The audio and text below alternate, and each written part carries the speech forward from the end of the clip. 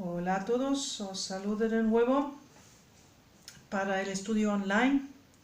Ya como habéis visto he cambiado el sitio, estoy ahora en la oficina porque esta mañana recibí un comentario de una persona que me dijo tú no miras directamente a la cámara, es como si no nos miraras, pero lo siento mucho, estoy trabajando con una tablet y la cámara no está recta, entonces hago puedo cambiarlo allí o puedo cambiarlo para acá, nunca miro directamente a la cámara, ¿vale? ¿Veis esto? Que es imposible mirar directamente a la cámara.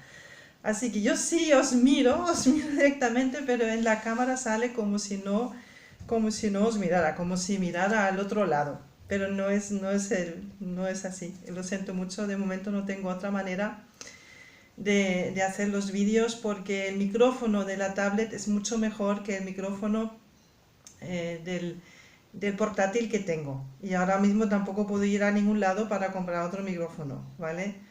Pues entonces es lo que hay. Lo siento muchísimo, pero es lo que hay. Bien, pues ayer hablamos un poquito cómo podemos recibir ese Espíritu Santo, ¿no? Y espero que ya entre ayer y hoy algunos de vosotros hayáis experimentado cosas nuevas, que el Señor os haya hablado, que os haya hecho sentir que Él está cerca, que el Señor vive y que es vuestro mejor amigo. Y hoy queremos ver un poquito en términos espirituales qué ocurre en el momento que nosotros recibimos el Espíritu Santo. Esto van a ser unos versículos que vamos a ver ahora.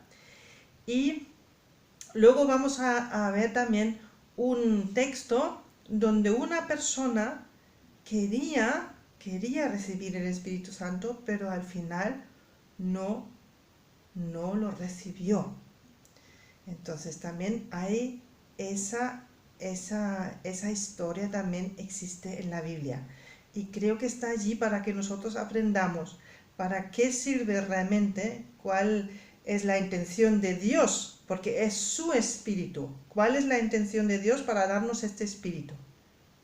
¿Y qué pasa en el momento que solamente nosotros queremos aprovechar de forma casi egoísta de ese mismo espíritu? ¿Vale? Eso ya os adelanto. Bien, pero vamos primero a 2 de Corintios capítulo 5, que es la carta que escribe Pablo a los Corintios, y allí él habla de esto. En el momento que una persona reciba al Señor Jesús en su corazón y con él también el Espíritu Santo, ¿qué ocurre en este momento? Entonces, en el capítulo 5, versículo 17 de 2 Corintios, Pablo les dice a los corintios que también hace poco tiempo habían pasado por esa experiencia y les orienta y les dice en este versículo: de modo que si alguno está en Cristo, nueva criatura es. Las cosas viejas pasaron y aquí todas son hechas nuevas. Entonces, eso nos hace entender que realmente es una nueva vida que estamos empezando, una nueva vida donde se añade esa esfera, esa dimensión espiritual. Pero eso no quiere decir que todo lo que hemos vivido en nuestra vida anterior sin Cristo, que todo esto hubiera desaparecido. No. Realmente lo que quiere decir es tu vida se ha renovado porque tu espíritu humano se ha enganchado con el Espíritu de Dios, en ese sentido. Pero lamentablemente las cosas que hemos vivido antes muchas veces nos persiguen y a veces nos quieren también sacar otra vez del camino, y a veces tenemos que trabajar ciertas experiencias aunque hayamos aceptado al Señor Jesús, porque puede haber residuos de nuestra vida anterior que están allí y nos dificultan también el andar en el camino, ¿no? Antiguamente se llamaba la vida con Cristo, se llamaba el camino, y seguir andando en el camino con el Señor. Bien, y en el mismo libro de 2 de Corintios Si vamos al capítulo 3, estamos en el 5, ahora vamos al capítulo 3. Segunda de Corintios, capítulo 3, versículos 4 al 6. Ahí también él está hablando en el mismo contexto, ¿vale? Respetamos aquí el contexto porque Pablo habla de ese ministros del nuevo pacto. El antiguo pacto es el pacto del Antiguo Testamento, el pacto de los 10 mandamientos y todos los demás mandamientos que los judíos añadieron. Eso es el antiguo pacto. Ahora, en el nuevo pacto cambia esa vivencia porque en el antiguo pacto no todo el mundo podía recibir el Espíritu Santo, sino solamente algunas personas elegidas, ¿no? Como Abraham, como Moisés, algunas de los profetas. Pero hoy día cada persona que acepta al Señor Jesús en su corazón también puede recibir ese Espíritu Santo. Y eso es la idea, que al recibirla al Señor también recibas el Espíritu de Dios. Entonces él está hablando sobre ese nuevo pacto y qué tiene que ver ese nuevo pacto, cómo hay que entenderlo. Y él dice en el versículo 4, y tal confianza tenemos mediante Cristo para con Dios, no que seamos competentes por nosotros mismos para pensar algo como de nosotros mismos, sino que nuestra competencia proviene de Dios. Ya no intentamos nosotros conseguir todo por nuestros propios medios, sino en el momento que has recibido al Señor Jesús en tu corazón, tú primero consultas a Él, qué es lo que Él quiere, y también te dejas guiar precisamente por ese espíritu y que sea ese espíritu la fuerza, el motor de la fuerza de tu vida. Entonces ya no es tu competencia, sino que tú confías totalmente en la competencia de Dios en tu vida, en la competencia del Señor Jesús en tu vida. ¿Vale? Eso es distinto, eso es lo que antiguamente siempre he dicho, tenemos que ceder el control, ceder nuestro control, porque mientras que nos agarremos a nuestro control pasamos por ansiedad, y más todavía en una situación, la que tenemos ahora mismo, todos confinados en casa, sin poder relacionarnos como normalmente se relaciona, y toda nuestra vida se ha parado, ¿no? Eso es un momento muy difícil en nuestra vida. Bien, entonces él sigue en el versículo 6, el cual asimismo nos hizo ministros competentes de un nuevo pacto, no de la letra del Antiguo Testamento, porque estaba escrito por letras en esas tablas de la ley, ¿no? Dios con su dedo escribió en las tablas de la ley, que eran de piedra, allí escribió letras, y las letras eran la ley, y había que cumplirlo letra a letra, había que cumplirlo, y el ser humano era incapaz de cumplirlo letra a letra, ni los judíos mismos, siempre se apartaban, se acercaban, se apartaban otra vez de Dios. Por eso dice aquí, el cual asimismo nos hizo ministros competentes de un nuevo pacto, no de la letra, sino del espíritu, porque la letra mata. ¿Cómo es que la ley de Dios del Antiguo Testamento nos puede matar? Pues sí nos puede matar porque nosotros no podemos cumplirla. Y no cumplir la ley significaba la muerte. ¿Entendéis? Por eso era de importante que Jesús muriera por nosotros en este lugar, porque nosotros no podemos cumplir a rajatabla, letra a letra, el antiguo pacto, la ley de Dios. Entonces, por eso dice aquí, no de la letra, sino del espíritu, ¿vale? El nuevo pacto es el pacto del espíritu, el pacto del Espíritu Santo. Y dice, porque la letra mata, más el espíritu vivifica. El espíritu vivifica, quiere decir que nos da una nueva vida añadida, una nueva vida añadida. Además, el poder del Espíritu Santo se llama en el Nuevo Testamento dinamis, entonces viene de dinámica, es muy dinámico. Ese nos quiere llevar y guiar por su espíritu, que no es tan rígido como la letra, eso es lo que está escrito, así lo tienes que hacer, ¿no? ¿no? Como algo así, como una dictadura. No, el Espíritu es otra cosa, el Espíritu es algo dinámico y nos quiere guiar en cada momento según la voluntad de Dios, según la voluntad de Dios, es dinámico. Bien. Perfecto, pues hasta aquí no podemos leer más aquí de Corintios, sería interesante porque realmente los dos capítulos, el capítulo 3 y el capítulo 5, toda la epístola es muy interesante, pero por cuestiones de tiempo. Entonces vamos a Gálatas, que es otra carta. Esas cartas fueron escritas a la iglesia primitiva. Entonces, cuando los primeros creyentes aceptaron al Señor Jesús, algunos de trasfondo del judaísmo, otros de otros pueblos, como los de Grecia, los griegos y los que vivían en aquel sitio, que antiguamente era el centro, para decirlo así, el centro del mundo. Bien, entonces vamos a Gálatas. Ayer ya creo que, o antes de ayer, también sacamos unos versículos de Gálatas que eran judíos antes y se habían convertido al cristianismo y estaban luego en peligro de volver atrás.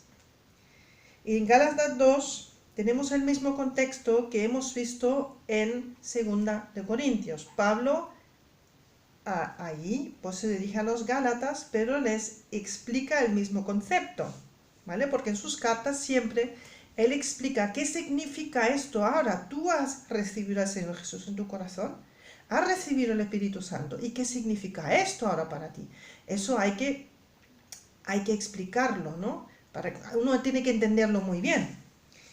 Entonces, en Gálatas capítulo 2, versículos 20 al 21. Aquí dice Pablo: con Cristo estoy juntamente crucificado, y ya no vivo yo, mas vive Cristo en mí.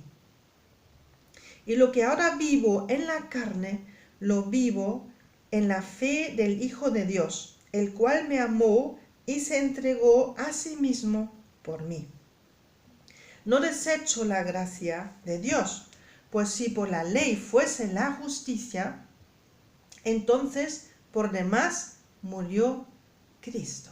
Entonces eso quiere decir otra vez, tenemos que dejar el control de nuestra vida, lo hemos cedido a ese control sobre nuestra vida, ese control hemos cedido al Señor, ¿no? Y a cambio Él nos da otro poder, un poder que es mucho más fuerte que nuestro propio poder, y con ese poder Él quiere que ahora nos dejemos guiar, y que vivamos. Cristo vive ahora en mí, y lo que ahora sigo viviendo aquí en esa funda, ¿no?, en la que todavía estamos hasta que vayamos al cielo, entonces lo que vivo en la carne, lo vivo en la fe del Hijo de Dios, el cual me amó y entregó a sí mismo por mí. ¿De acuerdo? Es algo muy bonito, realmente es muy bonito. Y es algo muy amplio, entonces poco a poco os voy contando más cosas. ¿Qué significa esto? Se ha recibido al Señor Jesús en tu corazón. Y ahora vamos a esa historia que os dije de una persona que tenía ahí un problema. Entonces vamos a los Hechos de los Apóstoles. Esto no todo empezó. Jesús volvió al Padre y ahí empiezan los Hechos de los Apóstoles. Cuando los primeros creyentes aceptaron a Jesús, los que no habían estado antes con Jesús como los mismos discípulos, sino otras personas. Entonces vamos a Hechos y vamos al capítulo 8. Hechos capítulo 8. A ver dónde lo tengo. Aquí. Hechos capítulo 8. Allí vemos que un Felipe, que también era creyente, entonces este hombre se fue a Samaria para compartir con los samaritanos el mismo evangelio que estamos escuchando todos estos días. Entonces él fue allí a los samaritanos para que conocieran también las cosas de Dios. Y los samaritanos era un pueblo que estaba rechazado por los mismos judíos, ¿de acuerdo? Pero Felipe entiende que todo el mundo necesita esto, entonces él va allí. Ese es el contexto. Predicación del Evangelio en Samaria. Ahí está hablando de una persona que se llama Simón. Y esta persona se ve también en versículos anteriores, en el versículo 9, por ejemplo, del capítulo 8, pero había un hombre llamado Simón que antes ejercía la magia. Era una especie de brujo en aquella ciudad y había engañado a la gente de Samaria haciéndose pasar por algún grande. Entonces eso, él ganaba el dinero engañando a la gente. Y estaba ahí también escuchando cuando Felipe está compartiendo el Evangelio. A este oían atentamente todos, desde el más pequeño hasta el más grande. Era su negocio, tenía un buen negocio, diciendo, este es el gran poder de Dios. Entonces a él lo habían reconocido como el gran poder de Dios, pero ahora aparece Felipe en la escena. Y le estaban atentos porque con sus magias les había engañado mucho tiempo, pero cuando creyeron a Felipe, que anunciaba el Evangelio del reino de Dios, y el nombre de Jesucristo, se bautizaban hombres y mujeres. Entonces, de repente, esa persona que gana su dinero engañando a la gente, de repente ya no está en primer plano, ya no puede, digamos, ya ha perdido influencia allí mismo, en Samaria, porque hay mucha gente que siguen luego a Felipe porque habían escuchado el Evangelio y habían aceptado al Señor Jesús.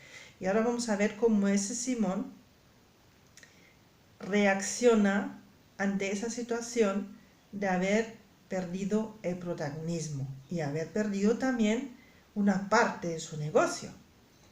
Entonces, en el versículo 13, él dice, también creyó Simón. Entonces sí, llegó a creer. Fijaos, llegó a creer.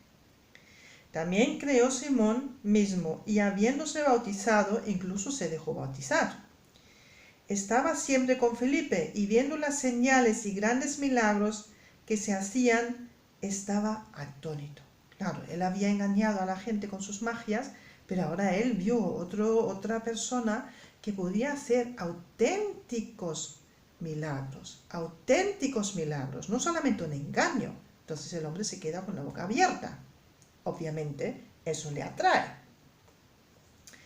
Versículo 14. Cuando los apóstoles que estaban en Jerusalén oyeron que Samaria había recibido la palabra de Dios, enviaron allá a Pedro y a Juan. Entonces, Pedro y Juan ahora vienen y forman un equipo seguramente con Felipe. Pedro y Juan, los cuales habiendo venido, oraron por ellos para que recibiesen el Espíritu Santo, porque aún no había descendido sobre ninguno de ellos, el mismo Espíritu Santo no había descendido, sino que solamente habían sido bautizados en el nombre de Jesús. Entonces eso quiere decir que alguien les compartió el Evangelio, que Jesús murió por ellos en su lugar, en esa cruz, pero estas personas no habían ni mencionado el Espíritu Santo. Y por eso no habían recibido el Espíritu Santo, fijaos. Por eso es tan importante cuando uno predica el Evangelio de Jesús que también incluya el Espíritu Santo. ¿Por qué? Porque solamente el Señor con su Espíritu puede actuar en ti, si tú lo recibes al Señor, si tú también crees en el Espíritu Santo. Hay que creer en las dos cosas. Hay que creer en el Señor Jesús, que eres el Salvador y murió por ti, pero también que Jesús dijo, os voy a enviar el poder de parte de mi Padre, el Espíritu, el Consolador, el Espíritu de la verdad. Y hay que creer, como se cree en el mismo Jesús que recibes, hay que creer también en el Espíritu Santo. Y si no sabes nada de Él, pues ¿cómo vas a creer en Él y cómo lo vas a recibir? ¿Entendéis? Muy importante. Versículo 16. No, estamos ya en el versículo 17. Entonces les imponían las manos y recibían el Espíritu Santo. Entonces los mismos apóstoles, Pedro y Juan, imponen las manos y reciben en un acto seguido el Espíritu Santo, que no era lo habitual, pero en su caso por falta de conocimiento. 18. Cuando vio Simón que por la imposición de las manos de los apóstoles se daba el Espíritu Santo, les ofreció dinero. Fijaos, él había creído, incluso se había bautizado, pero no había recibido el Espíritu Santo. Algún fallo había allí. Entonces él de alguna manera se da cuenta, porque no puede tampoco, no hay tanta evidencia, obviamente, de milagros, que era lo que más había en aquel momento, en los primeros tiempos.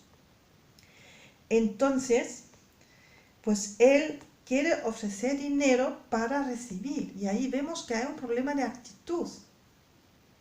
Él no quiere entregarse al Señor, ceder todo su control para que Dios, a través de su poder, tenga el control sobre su vida y pueda hacer el trabajo primero en su forma de ser, en su persona, en su carácter, todo lo que conlleva a una persona.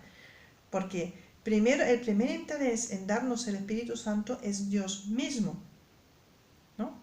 Él nos acerca a tal punto que podemos recibirlo porque Jesús murió por nosotros. Acto seguido, el primero que se beneficia es Dios mismo, porque Él quiere hacer un trabajo en nuestro corazón, un trabajo en nuestra conciencia. ¿Entendéis? Pues este Simón tenía el concepto equivocado. En vez de entregar todo su propio poder en el Señor, depender totalmente del Señor y a cambio recibir ese poder del Padre, pues entonces él quería utilizar este don, ¿para qué? Para lo que había hecho antes. No tanto para engañar, sino para poder otra vez tener seguidores y poder seguir con su empresa y poder ganarse un dinero a través de esto. ¿Entendéis? Pero no había entendido para qué sirve el Espíritu Santo. Entonces fijaos cómo luego ahora Pedro y Juan reaccionan ante tal disparate, ¿no? Era realmente un disparate. Entonces, dice esto, entonces Pedro le dijo: tu dinero perezca contigo, porque has pensado que el don de Dios se obtiene con dinero. ¡Qué disparate! No tienes tú parte ni suerte en este asunto, porque tu corazón no es recto delante de Dios. Su corazón no es recto delante de Dios. Arrepiéntete, pues, de esta tu maldad y ruega a Dios si quizá te sea perdonado el pensamiento de tu corazón. Entonces, tiene mucho que ver con nuestro corazón. Nuestro corazón tiene que estar recto delante del Señor para poder recibir ese Espíritu Santo. Digamos, nosotros realmente tenemos que entregar toda nuestra vida a Él, para que Él tenga el poder sobre nuestra vida. Y el poder que Él tiene sobre nuestra vida lo tiene a través del Espíritu que Él nos da. Pero es un Espíritu bueno que nos quiere limpiar, que quiere hacer de nuestro corazón una cosa que brilla para que muchos más quieran acercarse al Señor. Quiere hacer un trabajo en lo más profundo de nuestro ser, para que haya una transformación de nuestro ser. Más adelante, en los otros vídeos, voy a explicar esto, de qué manera Él nos quiere transformar. Y si pasamos por esa transformación, también nuestra vida va a cambiar radicalmente a raíz de esa transformación que Él va a hacer. Nosotros no nos podemos cambiar, estamos muy limitados. Solamente si intentáis cambiar un cierto hábito, es difícil cambiar un cierto hábito, porque casi tienes que mantenerlo, cambiar el hábito 6 semanas y y todavía es difícil que luego no recaigas. Es muy difícil a veces, y cuanto más mayores nos hacemos en la vida, más difícil es eso. Pero para el espíritu no hay ningún problema, porque es un poder sobrenatural. Y ese poder sobrenatural quiere hacer esa transformación de nuestro ser. Bien, entonces termina Pedro diciendo, porque en hiel de amargura y en prisión de maldad veo que estás. Entonces este hombre, lamentablemente, no sabemos si más adelante, pero aquí en ese momento no recibe el Espíritu Santo porque su corazón no estaba preparado.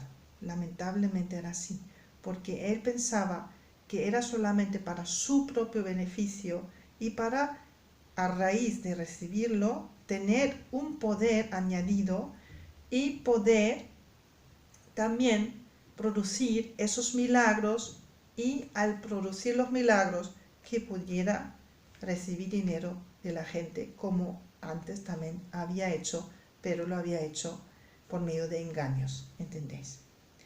Entonces allí todavía, en ese Simón, Dios iba a tener que cambiar muchas cosas, y no sabemos cómo terminó, porque más adelante no se le nombra otra vez en el Nuevo Testamento. Pero eso también es una enseñanza que tenemos que aceptar.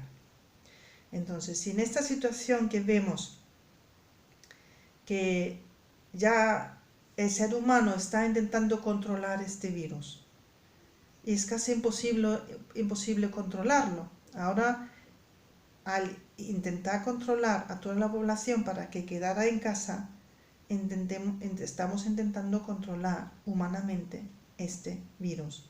Pero sabemos que hay un control mucho más allá. Entonces podemos, los que somos creyentes, interceder para que Dios, con su poder, pare este virus y que vaya a menos. Yo creo que ya estamos en el momento que necesitamos clamar al Señor, porque cada vez son más los muertos y son personas que tal vez no han conocido al Señor Jesús, y sabemos que no van a estar con Él. Lamentablemente no van a estar con Él. Entonces os pido también hoy, los que conocemos al Señor, que entremos en intercesión. Entremos en intercesión, y también si sabemos de algunas personas que se han contagiado, que también intercedamos por ellos, porque es muy importante, ¿vale? Pero yo creo que ya el número de los nuevos contagios ya no es tan alto como en otros días anteriores, entonces eso también es una muy buena señal, y damos gracias a Dios que esto va a menos. Eso todo para hoy. Os deseo un feliz día. Os deseo que podáis tener más esa percepción. Jesús está cerca, Él está allí, y Él nos quiere ayudar en estos momentos, y nos quiere consolar. El Espíritu Santo nos quiere consolar con todo lo que está pasando en estos momentos. Él es nuestra roca, Él es nuestro refugio, ¿vale? Y nos vemos mañana y seguimos. Hasta luego.